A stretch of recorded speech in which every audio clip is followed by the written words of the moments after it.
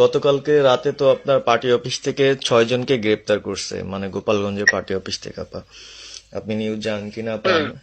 আমরা তো বাড়িতে ঘুমাইতে পারতেছি না আপা। এটা প্রশাসন খুব মানে খারাপ করতেছে, যৌথ বাহিনী অভিযান করতেছে আপা, এই অবস্থা।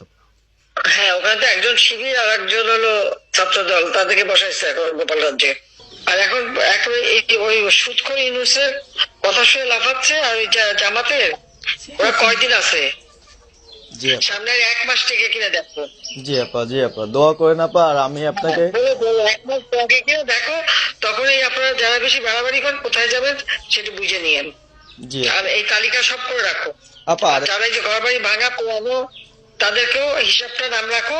এবার যেন ভুল না হয়, পরে আবার এর চাচা, ওর মামা, ওর শ্বশুর, ওর শাশুড়ি, এইগুলি যেন না হয়। আপা এবার গুইনে গুইনে গুইনে গুইনে হিসাব নেওয়া হবে।